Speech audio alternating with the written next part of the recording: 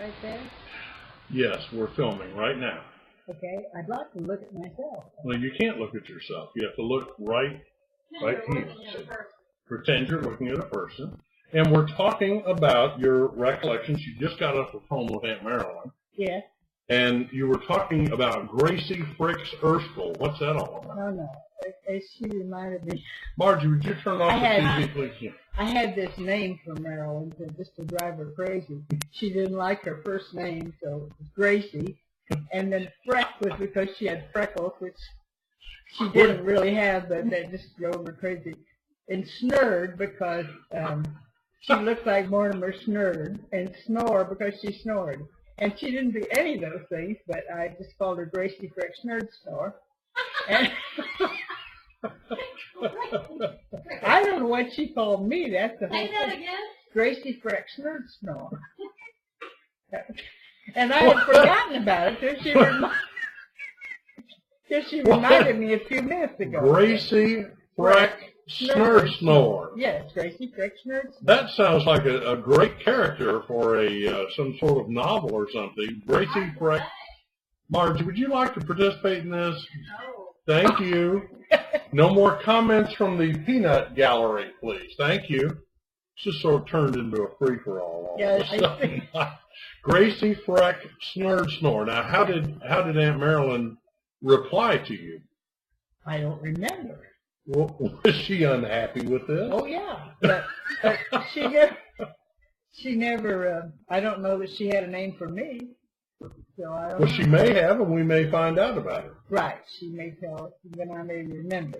Gracie Freck Snerd Snore. Gracie, if you're watching this, we'd like you to reply in a like manner and share with us the name that you had for my mother, your sister, Romaigne Juanita Thomas Adams. Now, yes. All right, Gracie Freck Snerd Snore. What about Marilyn running away? There was apparently a question about Marilyn running away. Well, she said she got mad.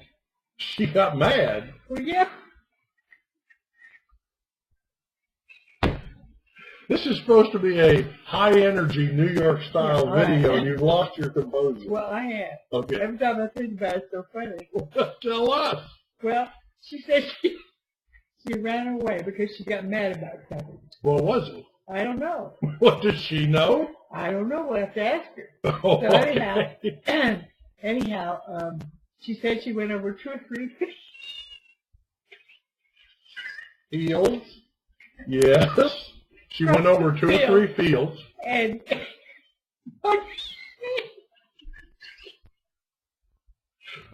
Wait a minute. She went over 2 or... Pull yourself together. You're crying. okay. Okay. And 2 or 3 she hung out fields. there for a couple hours. Yes. And she thought,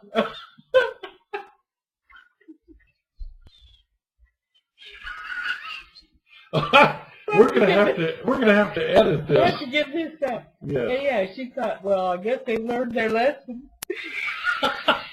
Did they? Wait a minute. Did your parents even know she was gone? No, she came back. And nobody even missed her. Oh, that's awful. Yeah, that's terrible. But I heard you say something about you packed her suitcase. Well, that was for me when I was going to run away from home. Wait a minute. I don't know anything about this. You don't? No. Mother said, well, all right, I'll help you pack the ticket. That's terrible. You told your mother you were going to run away from home. I should never told her. And she offered to help you Yes. pack her suitcase. Hey, she got me started out. It was cold. She got me started out on my little bicycle. Going down the road with my suitcase. Did you have any idea where you were headed? No, I didn't go very far. I bet you did. Did you go 2 or 3 fields? No, it was just down the road. Oh, okay. Down the road with the bicycle. Well, and I guess you didn't stay out several hours since they already knew, and you figured they'd learned their lesson. Well, But you came back at some point, apparently. well, yes, I knew that I'd been defeated. I guess I was just hoping they'd take me back. So, between you and Marilyn, the running away experience was not a success with Gertrude and M.A. Oh, no. They were well ahead on top of that. Did M.A. know about either of these running away experiences? Well, I guess he knew about mine. Did he have anything to say about it? Or? No.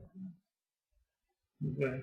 How was he in general as a dad? I mean, what? Oh, wonderful. Just marvelous. Merrill and I both were crazy about him. He was just, everybody thought he was wonderful. Well, he did a terrible thing to me one time. Well, he liked to play jokes on Well, us. I didn't think this was much of a joke. Shall I run? What did you tell him? Well, it needs to be recorded for history. I'll be as delicate as I can. Please. This was at the house at 401 West Hickory Street in Union City, which was a wonderful house. We all knew that it was a wonderful house, and it had a variety of very modern features, among which was the toilet, which if you flushed it made no noise. Do you remember that? No. Oh, it was a one-piece toilet, and the tank was very low, and if you flushed it, it just made no noise at all, but it flushed perfectly.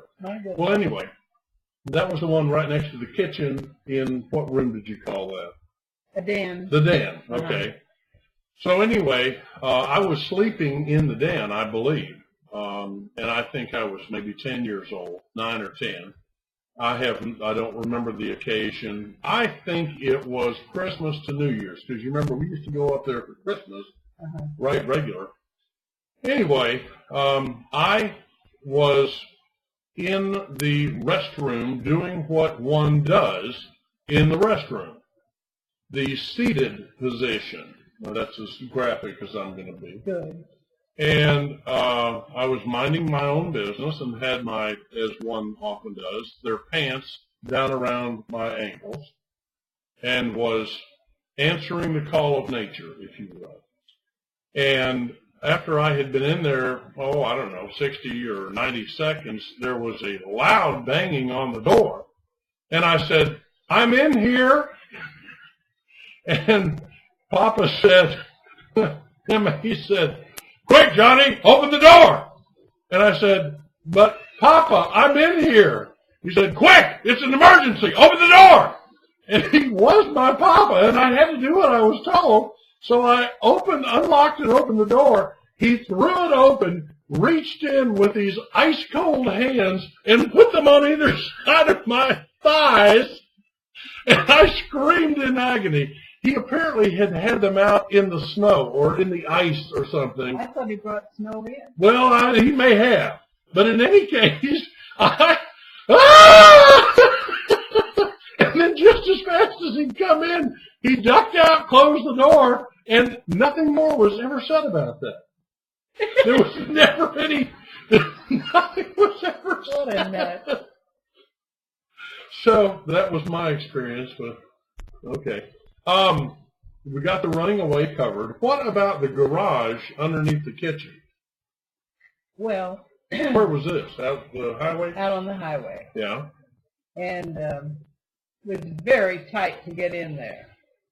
Matter of fact, we thought, well, we got a new car, and it was too long to go in, actually. So you had to sort of go in sideways to get it in. Did you drive around back? Because I don't remember any. No, there was a big... right in front? No, underneath the dining room. I don't remember the layout of the... Under the kitchen, I guess. So it was around the side? Yes, the side of the house. I have no recollection. We had that driveway that came here, and then this came in. Marilyn, if you have some pictures of the house out on the highway, I think I have one, but I sure would love to see some. The one that I have, I've got posted on the internet, and I'll try to get that up for our next installment of this, if we do one. I don't know if we will or not, but hopefully we will. And so why was the garage underneath the kitchen? I mean, it was sort of tough to get into. Well, Mother did the drawings for the addition to the kitchen and everything that we did when we remodeled out there. Oh.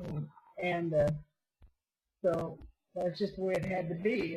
And It was just very tight. Yeah, and the car that we had before was okay, but then we got a new car that was longer. What was the new car? Do you remember? Probably a 38 Buick. Wow. And Roadmaster maybe. The one with 4 holes. 4 holes instead of 3. Oh, yeah. The rings. The 3 were big super. Yeah. Ours was a Roadmaster. A Roadmaster. Well, there you have it. Mm-hmm. All right, so we settled the garage under the kitchen issue. Now, another thing came up, and it had to do with, I had asked about the Kecks and how they came by their money and their contribution to Union City and your recollection of Kecks, and you mentioned the sad story of Virginia. Uh-huh. I had never heard of Virginia and didn't know anything about, what's the story on Virginia? Well, she was just my age, and they had the 2 older daughters. What were their names? Margaret and, I can't remember the oldest one. Margaret, Marilyn and Margaret. Marilyn Keck and Margaret Keck and Virginia. And Virginia fell down. This was just awful. She fell down on her bicycle. And what age was you and she were the same age? Uh-huh. What age was this? Second grade. Second grade. 7. Yeah. And she scraped her knee. Now this was not a terrible accident, just a minor. But it got infected. Yeah. And so then they tried to do something with it, and they didn't have any penicillin or anything like that. No antibiotics. So they kept scraping and scraping, and they just could not save her. She finally died, and it was just awful. That is awful. Yeah. And she died from a infection resulting from falling down on the bicycle. Yeah. Wow. Oh. Well, that's no good, and I'm sorry about that. And then last but not least, I overheard you talking to your sister, and one of the questions was, got any martins? Yeah. Mother was goofy about having martins in her birdhouse. These are the gourds that hang up on... No. No, what are those? No. I don't know what those are. This is a birdhouse. Oh, the big thing that looks like a hotel, and it has lots of little rooms. And And she was it's way up on a pole, isn't it? Yeah. Did she have one not at 401 West Hickory? No. But maybe out on the highway. Okay. Yeah. All right. Does Maryland have one now? My recollection must be from the highway. I think so. Because I distinctly remember that and wondering exactly what that was all about. See, the sparrows were always getting in there. Oh. It drove Mother crazy. How embarrassing. Didn't like to sparrows. have sparrows. Trying to have martins in there. What? I hate to ask, what are the advantages of martins over sparrows? I've never sparrows? cared for martins. She could have told me. All right. Well, I think that pretty much covers our installment for today. This is dedicated to Gracie, Frecks, Snerd, Snore. Gracie, no more comments from the peanut gallery, please. Gracie, we would love for you to get together with Mindy, whoever Mindy is, and share with us some of your recollections, or fly down to Atlanta and I will meet you and we will do some recording, and this will be a lot of fun. So thank you for sharing. And this is John Adams Jr. signing off from beautiful St. Simon's Island, the crown jewel of Georgia's coastal empire. Happy Labor Day, everybody. Ta-ta. Happy Labor Day.